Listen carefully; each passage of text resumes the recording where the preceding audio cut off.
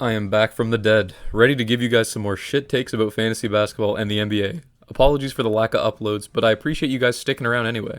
So today I'm going to talk about some of the players whose fantasy values that I think will have changed the most from last season as a result of the million free agent signings that have happened in the span of a day. So I'm going to start off with some of the players who I'm expecting to have higher fantasy value this season. And of course, we're going to start off the list with my main man, Lonzo, ZO2. Remember when he sold those overpriced shoes? I kind of forgot that he got away with that. But anyway, this one was one of my more controversial opinions. I was a bit unsure of if I thought Lonzo's fantasy value was going to increase next year or not. But after some thinking, I've concluded that I do think his value is going to rise, especially with all the talent that's now surrounding him on the Chicago Bulls roster. If we look at Lonzo's stats from this season, I mean, he put up 14, 4, and 6 pretty much. And I wouldn't be surprised to see that jump to about 15, 6, and 8. Like, we all know Lonzo's a great passer. When you have players like Zach LaVine, Demar Derozan, and Vucevic surrounding him, I think Lonzo's really going to flourish in this new environment.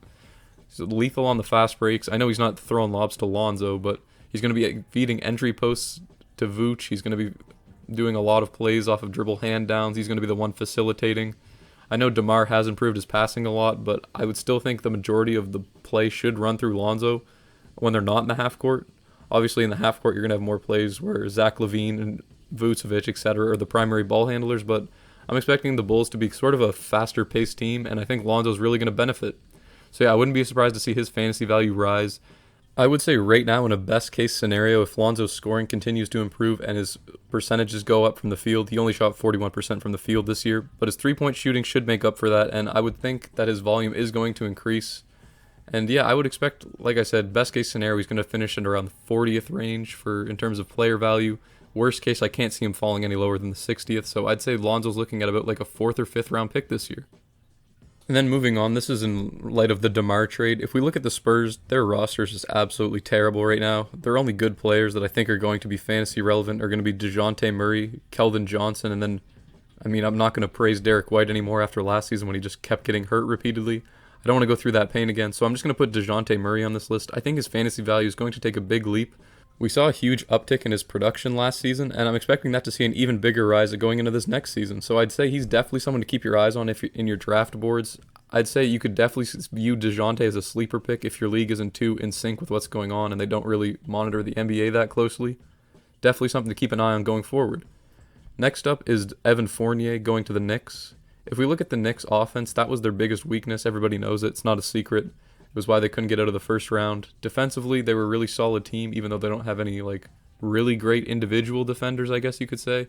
But if we're looking at Evan Fournier, man, I really wish the Celtics kept him. Kind of pissed me off when he left. But whatever, Celtics free agency, we'll get into that in another video. Evan Fournier is a really good creator off the dribble. He's a really good shooter, and he's just an overall bucket getter. I think if we're looking at the Knicks offense, he's falling into the number 2 option.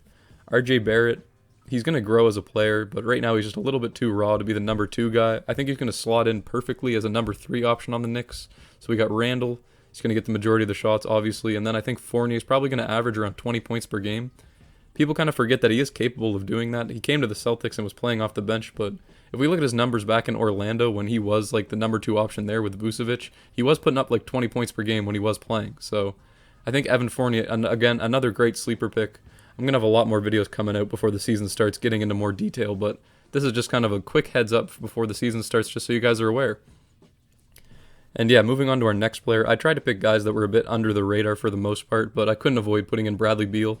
If Bradley Beal stays on the Wizards, he's going to be top 10 fantasy value easily. It's not even going to be close.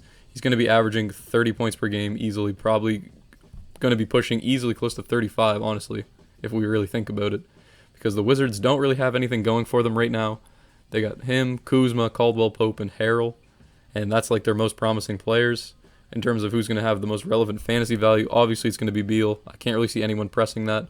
Remains to be seen. This could change if they do sign Spencer Dinwiddie or someone that would cut into Beal's value a little bit, but just the void that trading Westbrook sort of gives your team in terms of the fantasy production, Beal's going to be picking up the majority of it, and I would say he's definitely going to be a top 10 fantasy player next year.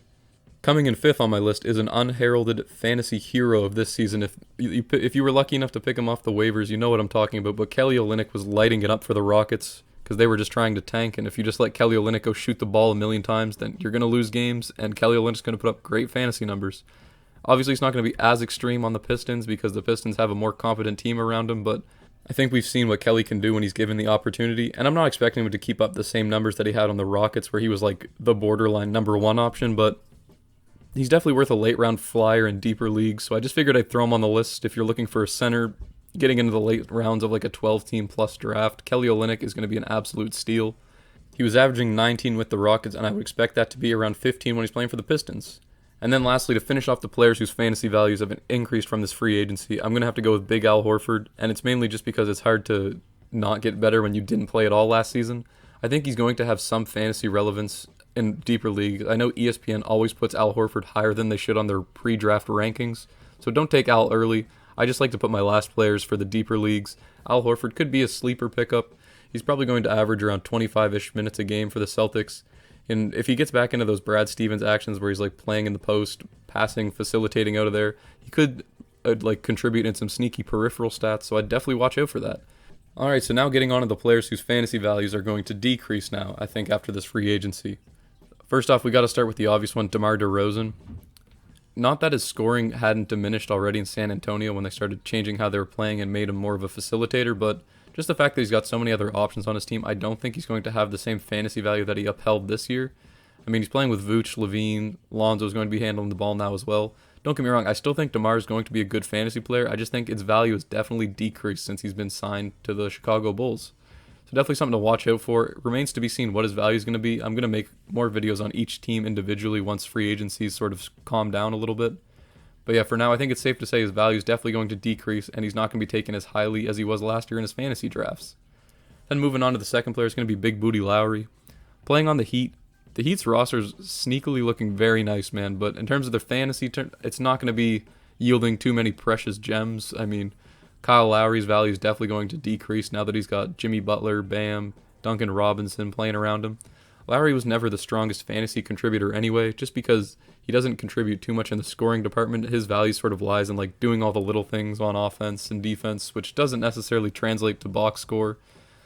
And then there you had a whole spat with injuries and everything last year, so even that being said, I still think his value is going to decrease, so I wouldn't expect Lowry to be someone that I would consider drafting. I'm definitely not looking at drafting him in any of my leagues because I think his ADP will be a lot higher than it should be just because of the name surrounding him, and that's just something you really want to watch out for.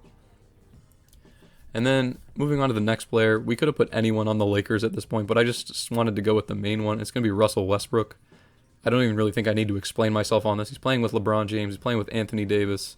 There's no way he's going to have the numbers he was having in Washington because he was absolutely tearing it up. He won a lot of people their fantasy leagues. Not myself included. I was going against him, so I was kind of pissed. But anyway, Russell Westbrook not going to have the same fantasy value.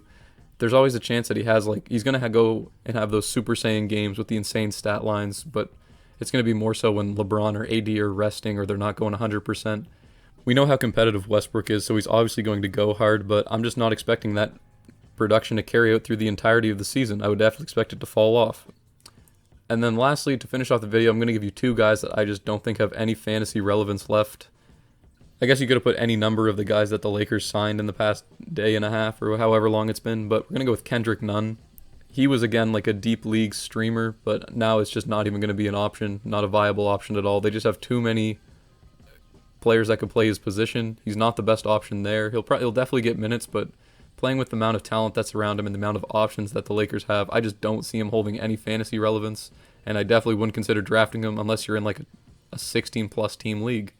And then lastly, it's going to be Andre Drummond, and he's just not a starting center anymore. He doesn't have the ability. For fantasy, he always does pretty well because he can pad the stats with a rebounding, and he takes a lot of shot attempts, but now he's going to be playing behind Joel Embiid. It's kind of funny that they had crazy beef with each other and they're on the same team now, but yeah, Andre Drummond, not going to do anything. He's not worth streaming in fantasy. He's pretty much fulfilling the Dwight Howard role, except he's a bit dumber than Dwight Howard on offense, and he's not as good defensively. So yeah, he's going to get very limited minutes, not going to contribute really, and I definitely wouldn't consider drafting him, or, I mean, maybe we can stream him if Joel Embiid gets hurt, but that's like a much later date to look at. And I'm just saying, just based off of how the team's shaping up right now, Andre Drummond, not a good fantasy option. And yeah, that's going to do it. Wanted to give you guys a video. Sorry for not posting in a while, like I said at the beginning, but really appreciate you guys sticking around. Subscribe if you want to see more fantasy content. I'm going to have a lot more coming out as the season comes closer to us. But for now, that's all. Thank you guys very much for watching, and I hope you guys all have a great rest of your day.